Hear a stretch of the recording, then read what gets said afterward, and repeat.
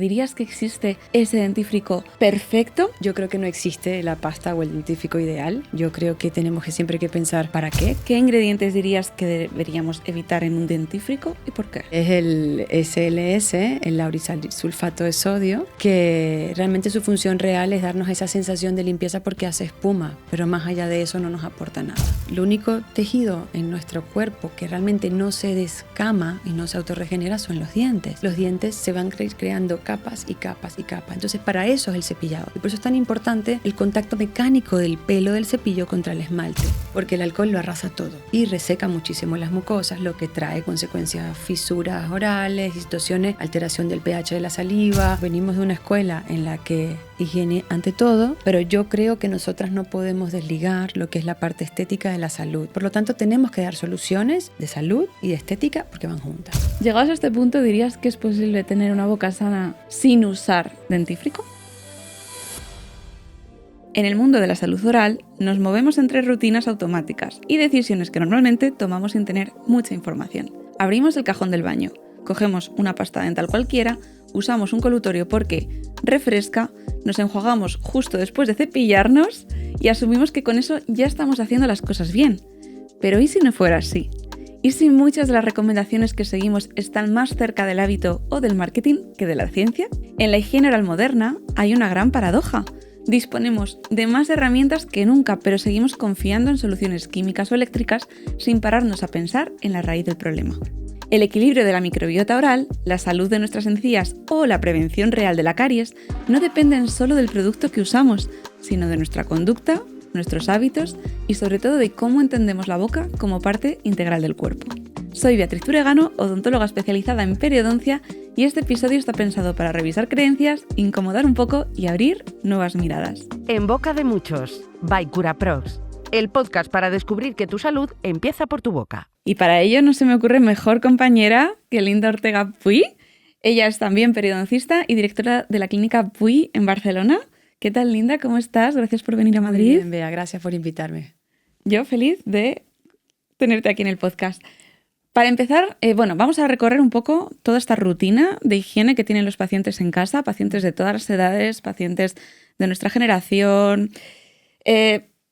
¿Dirías que existe, cuando te pregunta la gente cuál es la mejor pasta, ¿dirías que existe ese dentífrico perfecto o es un mito que ya al empezar el podcast deberíamos abandonar directamente? Abandonado ya.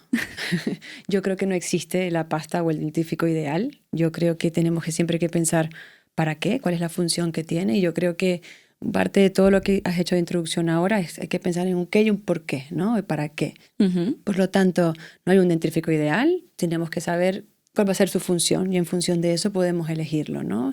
Hay muchos ingredientes hoy en día que realmente ni siquiera contribuyen positivamente, por lo tanto, no uh-huh. creo que exista un dentífrico ideal. Y que luego la publicidad es muy libre para poner si blanqueas, si... Para venderte una moto. Si es para encías y la pobre gente utilizando siempre uno para encías cuando no tiene ninguna diferencia en la composición con otro normal. Exacto. O a veces preguntarle, bueno, ¿y cuál compras? Bueno, ¿el más bonito o el más barato o el de oferta? El de oferta. ¿No? Y bueno, vamos, yo creo que hay que saber un poco lo que les digo siempre. Bueno, ¿qué sientes? ¿Qué necesitas? ¿No? Uh-huh. Sensibilidad, pues vamos a llevarte hacia algo para sensibilidad. Uh-huh. Sangrado de encías, ¿por qué pasa? Y realmente hace falta un plus en casa, bueno, vamos a dirigirlo específicamente para cada uno. A reajustarlo todo. Exacto. Has hablado de ciertos ingredientes. Sí. ¿Qué ingredientes dirías que o consideras que deberíamos evitar en un dentífrico y por qué? Bueno, yo creo que hay uno que me encanta mencionarlo porque además cuando les explico a los pacientes la función real que tiene y dónde más lo encontramos, todos flipan, ¿no? Y es el SLS, el laurisilsulfato de sodio, uh-huh. que realmente su función real es darnos esa sensación de limpieza porque hace espuma, pero más allá de eso no nos aporta nada. Vale. Y les digo que es el mismo producto, el mismo ingrediente que podemos conseguir en el lavaplatos, en el lavavajillas uh-huh. o en limpiar la ropa, ¿no? Entonces, realmente tienen que desarrollar ese gusto para una pasta que no haga espuma porque realmente ese ingrediente sobra. Ujú. Y ese ingrediente puede tener como consecuencia, dice, bueno, pero si a mí me agrada, vale, pero puede resecar mucho la cavidad bucal, puede alterar el pH de la saliva, por lo tanto no nos aporta nada más que una sensación de limpieza. Aquí ya decimos que no me voy a inventar un porcentaje, pero la gran mayoría de las pastas dentales lo contienen, solo hay que darle la vuelta Exacto. y buscar un SLS. Exacto. Así es. ¿Qué opinas del triclosan? El triclosan. Bueno, el triclosan yo creo que ya está bastante en desuso, ha salido bastante del mercado. Era el símil un poco que se me ocurre es como salir al bosque a matarlo todo con una metralleta buscando hormigas, ¿no? El triclosan tenía ese problema, que era como muy indiscriminado, era un antibacteriano que tuvo su momento, pero luego con los estudios se han dado cuenta que realmente no era necesario y lo han ido retirando y que ya no es sobra un poco como ingrediente. Sí, ya en niños lo han quitado y ya es cuestión de tiempo que lo acaban eliminando de todas. Exacto. Luego, esto pasa como cuando lees la composición nutricional de cualquier alimento, el primer ingrediente es el más común, ¿no? Exacto. Entonces, yo siempre les digo a los pacientes que si el primer ingrediente ya es un abrasivo, esa pasta posiblemente no tiene potencial de crear ciertos efectos a largo plazo en tu esmalte, pues como son los bicarbonatos, las arcillas, que es lo que ocurre con las pastas naturales, ¿no? Que también hay que tener cuidado. Está bien eliminar ciertos ingredientes, pero a veces cuando nos vamos a comprar una pasta natural, el primer ingrediente es una arcilla. Exacto. Pues ahí, por muchos aceites esenciales que tenga, Sí. es arena realmente. Sí. O por ejemplo, la pasta que te dicen son blanqueantes. Yo uso siempre plantas blanqueantes. Vale, hablemos un poco, ¿no?, de los ingredientes de una pasta blanqueante. La gran mayoría que se puede comprar con facilidad en el mercado son desmanchantes más que blanqueantes. Exacto. Y es a través de ese índice de abrasividad que logran quitar la mancha, quitando mancha y lo que se encuentre como puede ser esmalte, ¿no? Claro. Entonces, realmente también el índice de abrasividad es muy importante. Lastimosamente es muy difícil para el paciente saber cuánto es el índice de abrasividad de una pasta, o qué tiene o qué no tiene, ¿no? Sí. Aquí sí hace falta un poco de orientación por nuestra parte para poderles decir qué deben evitar y qué no. Respecto al flúor, que es uno de los ingredientes más utilizados en las pastas de dientes, yo como siempre metiéndome Todo un aquí tema. en jardines, es uno de los componentes más estudiados desde hace muchos años. Hay personas pues, que lo recomiendan, personas que no. Bueno, ¿qué dirías a estas personas que tienen este conflicto moral con el flúor? Es difícil cuando tú tienes un paciente delante y tu principal motivación es que el paciente se limpie los dientes. Entonces, es cierto que si el paciente no quiere una pasta con flúor, pues yo intento, si el paciente lo necesita, que yo creo que es lo más importante, explicar esos detractores de dónde vienen, el tractor del flúor de dónde viene y si realmente hay un beneficio importante que podamos sacarle partido. El flúor hoy en día está bastante controlado y han habido muchísimos avances y creo que no es ni el héroe ni el villano. Creo que es uno de los grandes avances en nuestro sillón dental es el flúor, pero para cuando realmente toca y es necesario. Una manera de explicarlo a los pacientes es decirle que si tenemos una pared de ladrillos y tiene cemento, pues el flúor va a hacer que ese cemento tenga una mayor resistencia a los ácidos, por ejemplo, que pueden tener las bacterias. Pero si mi paciente no tiene caries, si mi paciente tiene una buena higiene oral, no tiene mucho sentido que yo le esté enchufando un tipo de pasta dental con flúor que realmente no necesita. ¿De dónde viene esta creencia tan negativa, tanta toxicidad, ¿no? Y es interesante porque nos remontamos un poco a la historia y vamos a un artículo que se publicó hace más de 40 años, que he intentado localizarlo y lo tengo en un libro, pero no lo encontré para traerte la referencia exacta, pero sí que cosas interesantes en relación a ese estudio es que fue un estudio que se realizó hace muchísimos años donde no había tanto rigor científico al momento de publicar. Hoy en día no se publica lo que a mí me apetece en una revista realmente válida, de impacto. Por lo tanto, un artículo que se publicó donde era verdad que eran unas épocas donde se fluoraba muchísimo, o sea, ya sabíamos los grandes beneficios del flúor, por lo tanto empezamos a fluorarlo todo. La sal, la leche, los suplementos, las pastas dentales, el agua. Claro, este estudio se hace en esos momentos donde tampoco había un control en cuanto a la cantidad de flúor que era útil, o vamos a hablar de útil terapéuticamente. Y sale este estudio de esta persona que publica que es terrible y que tenemos situaciones neurológicas asociadas al uso del flúor. Y sí es cierto que hay una fluorosis, que hemos vivido hace muchos años una fluorosis que ya hoy en día es difícil de encontrar, solamente en unas zonas muy específicas del mundo, ¿no? Entonces, sacándolo de contexto, yo siempre explico que para que cuando mis hijas tenían 6, 8 años, para que ellas se intoxiquen con el flúor, tendrían que ingerir medio tubo de pasta de dientes de una sentada y su nivel de toxicidad... Ingerirlo. No aplicarlo como lo aplicamos de forma tópica. Tragarlo. Exacto. Que es la diferencia. Esa marca es importante. Y su toxicidad que van a vivir va a ser una descomposición intestinal, pero no un problema neurológico. Llegados a este punto, ¿dirías que es posible tener una boca sana si tenemos una condición de base buena sin usar dentífrico? Totalmente. ¿Y para la mayoría de las personas esto es una utopía? Sí, ok. Sí.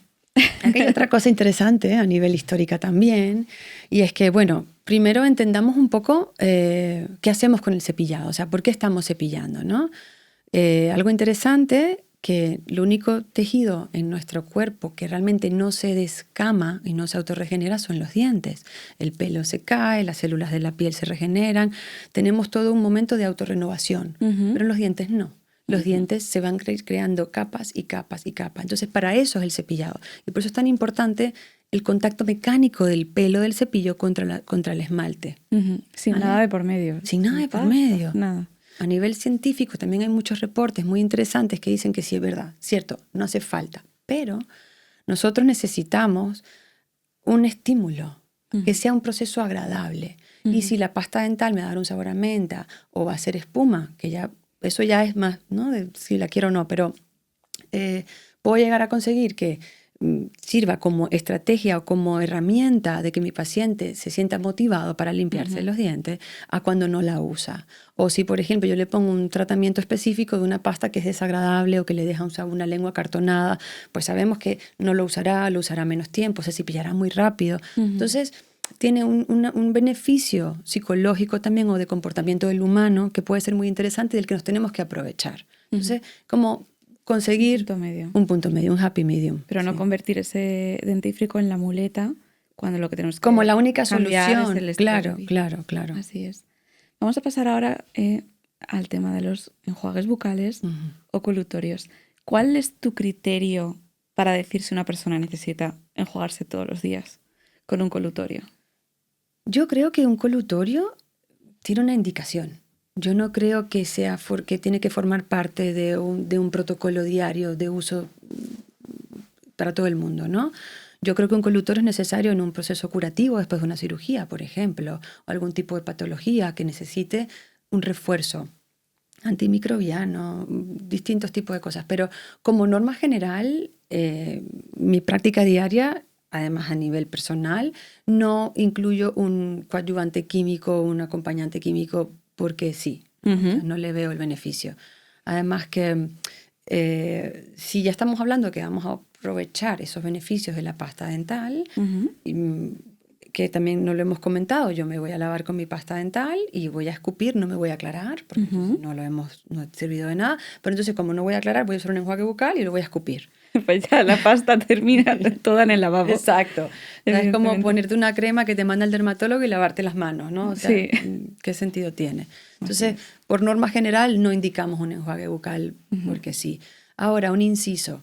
Si mi paciente le hace ilusión, porque es que él sin pasta dental no se va a cepillar, pues bueno, vale, pues anda, busca una. Pero mi recomendación sería que sea de la misma línea de la pasta dental. De esa manera no hay ingredientes que puedan competir, porque muchas veces tenemos ingredientes que pueden anular uno al otro, entonces no tiene mucho sentido lo que estamos haciendo. Entonces, bueno, si lo vamos a usar, busquemos uno que pueda acompañarte.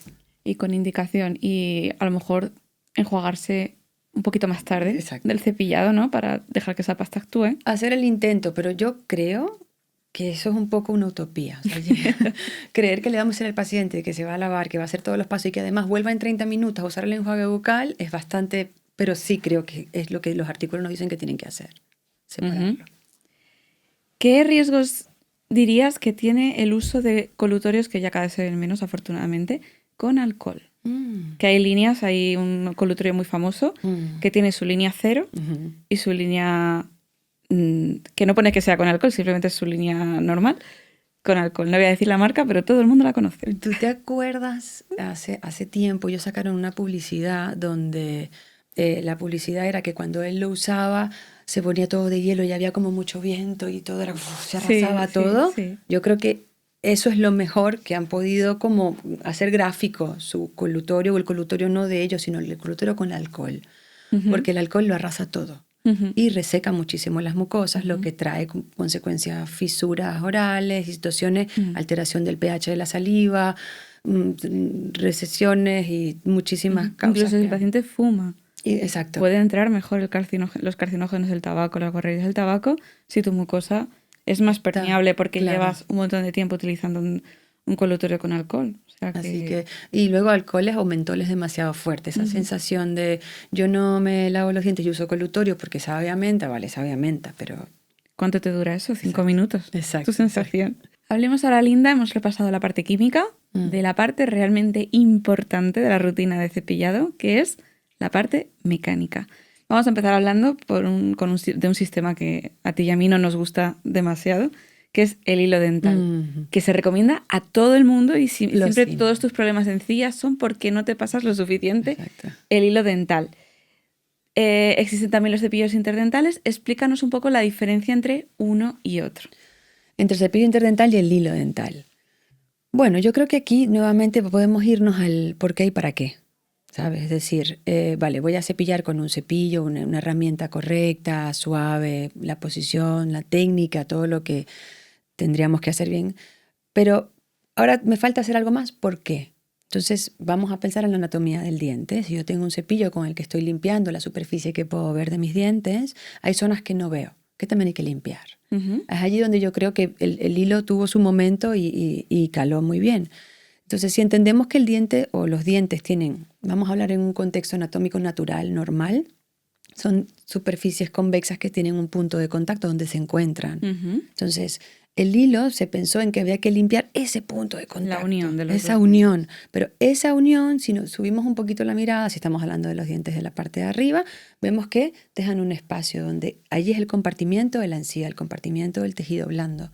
Entonces, ese hilo entra en ese compartimiento y ¿qué va a conseguir? ¿No? Yo, y además hablo por experiencia propia, en algunos momentos, hace muchos años, donde el hilo era lo que había que usar, en el momento que lo usaba, ya no hablo de dolor o no, pero sí es verdad que entraban bacterias en el surco gingival y entonces creábamos una gingivitis transitoria, ilógicamente. Entonces, realmente soy bastante detractora del hilo, aunque tenemos que saber que hay circunstancias en las que si un interdental no entra, pues vamos a usar un hilo, ¿no? El hilo. Pero si no...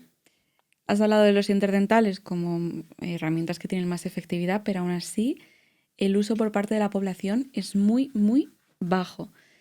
¿Cómo animarías a nuestra audiencia a utilizarlos? Yo creo, y es la manera en que lo hago con mis pacientes también, cuando me dicen no me gusta o me agobia o no lo quiero usar, vamos a darle la oportunidad, pero no lo hagamos porque Linda y Bea me han dicho que tengo que usar interdentales y me voy a la farmacia ya y llego a casa y compro directamente. Exacto, ¿no? No. Es muy sencillo de utilizar, es totalmente cierto, pero yo no creo que sea una herramienta que hay que empezar a usar sin ningún tipo de control. Y a esto voy con que creo que es indispensable tener una higiene previa. El paciente que te dice, es que los uso y sangro, puede ser, pero no porque te estás haciendo daño. Puede ser que sangres porque estás tocando un tejido que no has tocado en un montón de tiempo. Hay una inflamación y reacciona y sangra. Y luego, algo importante es que si nos calibramos tú y yo ahora, tú tendrás un tamaño y yo tendré otro tamaño. Por lo tanto, no es yo uso el verde y uso el azul y vamos a ver si... No. Importante sería hacer la higiene previa y tener una calibración de los espacios. Exacto. Y a partir de allí, entonces, comenzar a usarlo. Y también les digo, y siempre les digo, yo no te diré mentiras porque el día que te mienta me dejarás de creer. Puede ser que en el primer momento no sea lo más agradable. Puede ser, porque no estás acostumbrado, porque es una sensación nueva, porque tiene que haber un contacto real de ese cepillo con la superficie. Pasar un hilo, o sea, si yo tengo una superficie y voy a pasar un cilindro con pelitos, que sea un pelo suave, un acero quirúrgico en el centro para que no me pueda hacer daño, que tenga la presión correcta, pero no tengo que empujar nada. Y una vez que ya estás en ese proceso, que lo has hecho 4 o 5 días, una vez al día, ya es un paseo, ya no hay sangrado, ya no hay dolor. Y si hay sangrado y hay dolor, coméntamelo, posiblemente haya cálculo debajo o haya una restauración que no está bien acabada y haya que retocar. Pero si hay sangrado, es inflamación, algo está pasando. Yo siempre digo que ahí está la verdadera prevención, que el paciente detecte los problemas en casa. Exacto. Y que venga, oye, que justo aquí no me cabe el interdental, no que venga todos los años con toda la boca sucia, con toda la boca con sangre. No los uso porque sangro. Claro. Pues vamos a ver. Y otra cosa que me preguntan mucho, ¿hace espacios los interdentales?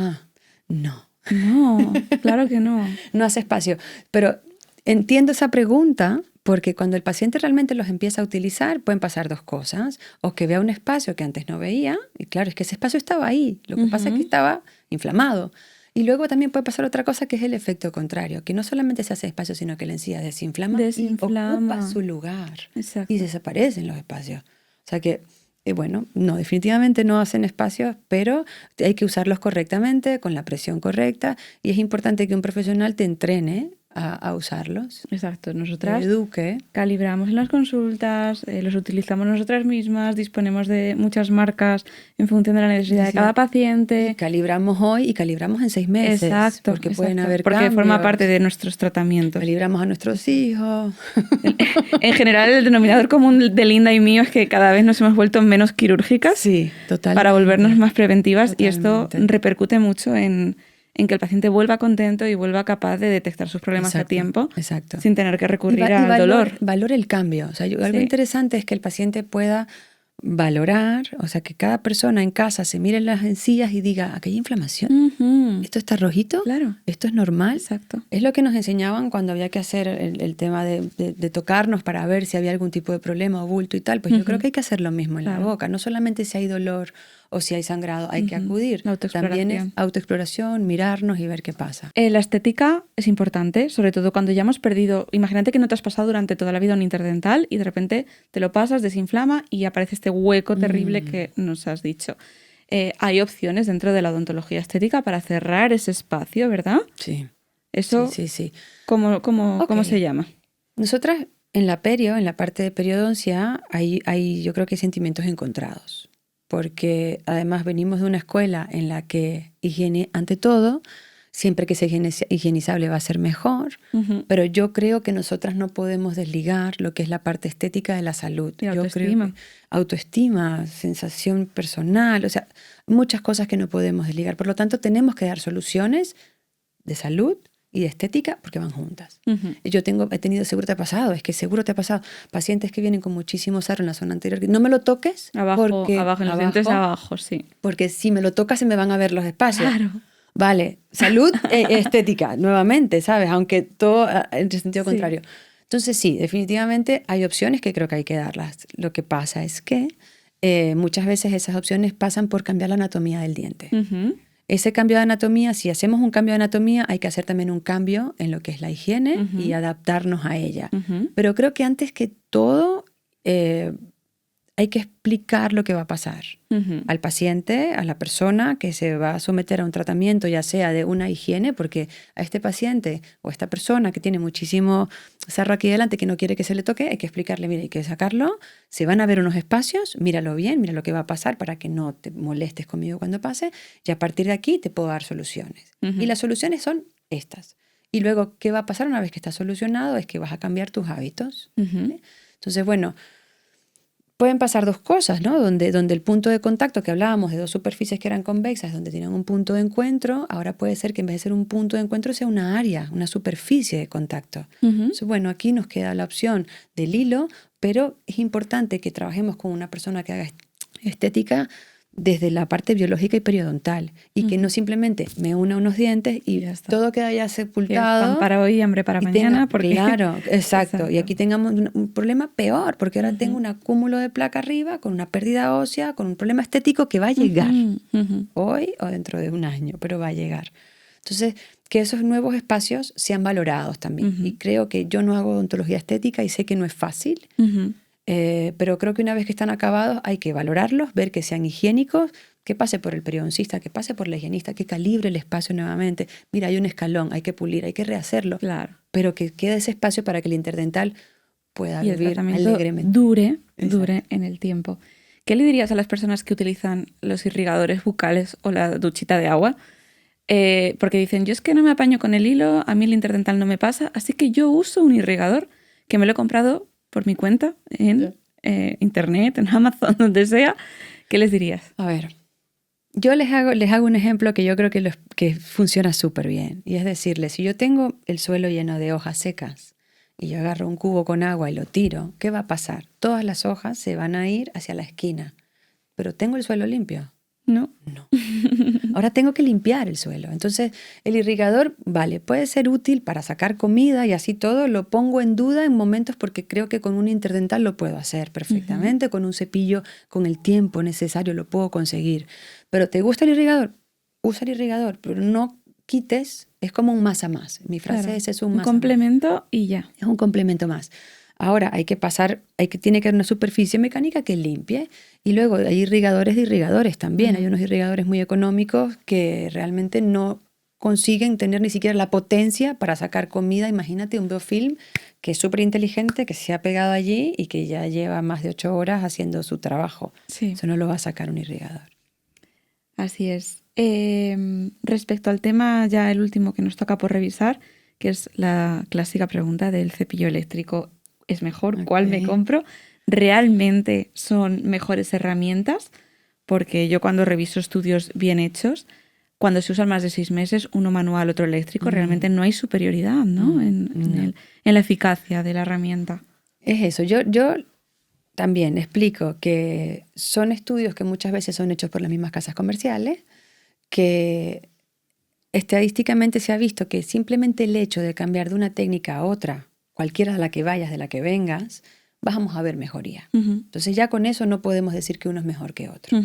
Sí es verdad que el cepillado manual podemos decir que es más sensible a la técnica, pero no podemos olvidar que un cepillo eléctrico, bueno, lo que tú siempre nos dices es que vuelve un poco más vago al paciente y ayuda a que el paciente no piense.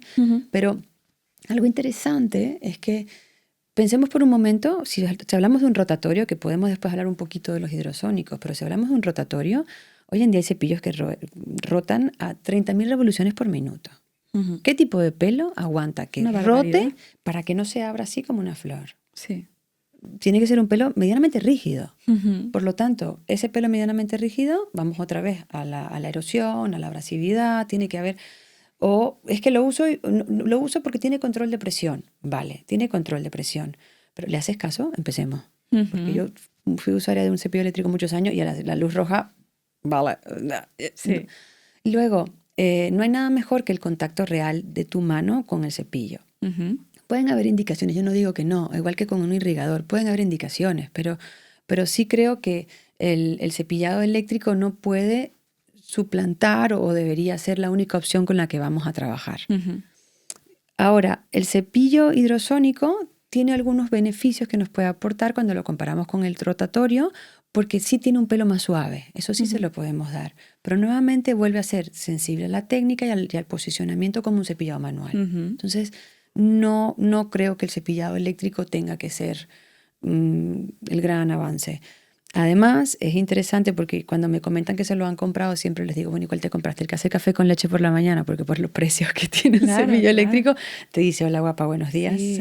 O si no, Instagram, que te recomienda marcas que a veces... Exacto. No. Exacto. Bueno, es un tema para revisar y yo creo que el cepillo eléctrico daría para un tema de un podcast entero. Vamos a resumir esta entrevista en nuestra sección de mito realidad. Yo te voy a proponer afirmaciones que hemos ido diciendo y tú me vas diciendo para que quede claro si son mito o realidad. Esta yo creo que es muy fácil. El mejor dentífrico es el que tiene más ingredientes en su etiqueta. Mito. No, ¿qué ingredientes? O sea, al final esto es como los ultraprocesados, ¿no? Exacto. Vale, el hilo dental es imprescindible para todo el mundo. Otro mito. Mito.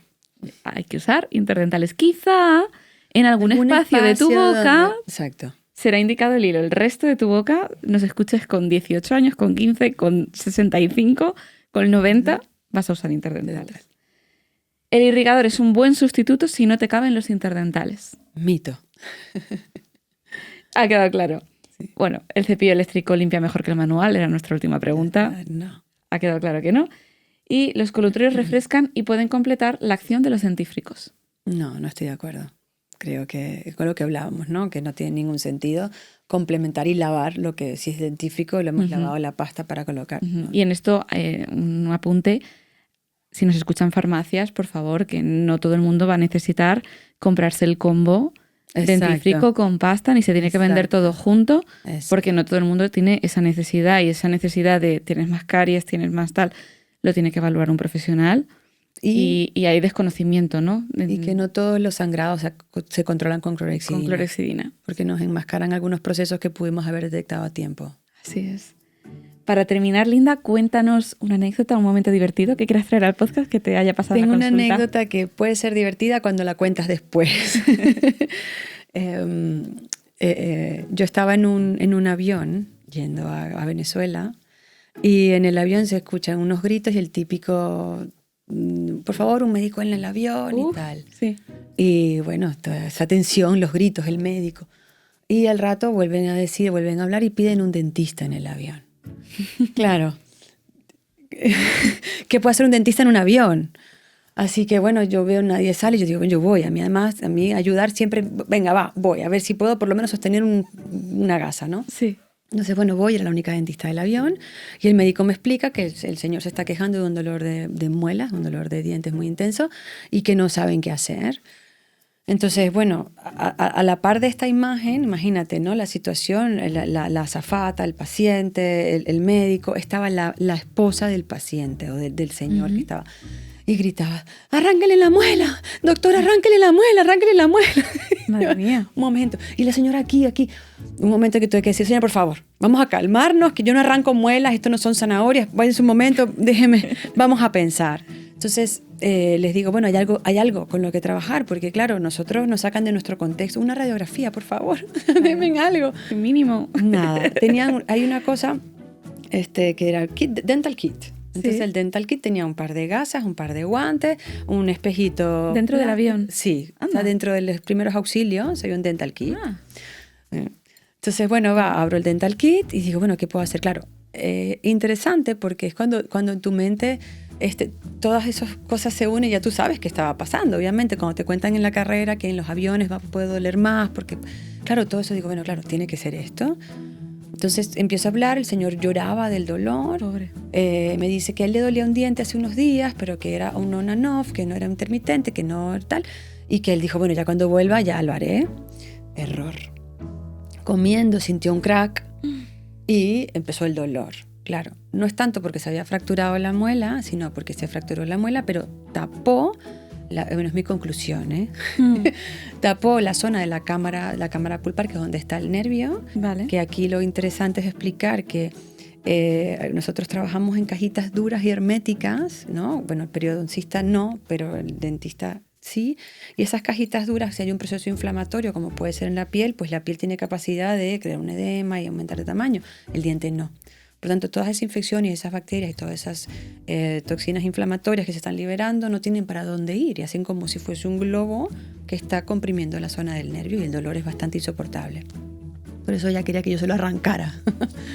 Entonces, bueno, concluyendo todo eso, digo, bueno, si se ha roto el diente ahora y le empezó a doler ahora, algo ha tapado la cámara de donde está el nervio y vamos a ver. Entonces, bueno, con la pinza del dental kit, la azafata iluminando con una lamparita, entré en el molar y claro, no había un dolor intenso tocando el molar. Claro.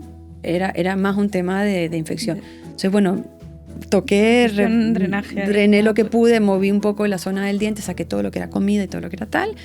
Y con los minutos empezó a notar calma, le habían puesto también un antiinflamatorio, pero nada más con limpiar ya empezó a notar una gran mejoría.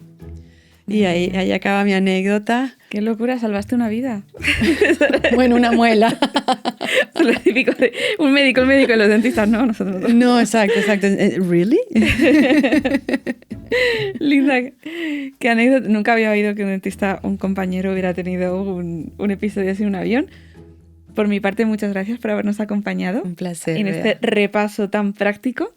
y tan aplicable, ¿no?, a la vida diaria. Cierto. Por nuestra parte, volvemos dentro de 2 semanas. Ya sabéis que si tenéis alguna consulta, sugerencia, tema que quieras que tratemos en el podcast, solo que tienes que escribirnos a Curaden Spain, Curaprox Spain, y estaremos encantados de incluirlo en los próximos episodios. Por mi parte, nos vemos en 2 semanas. Un abrazo. En boca de muchos, by Curaprox, el podcast para descubrir que tu salud empieza por tu boca.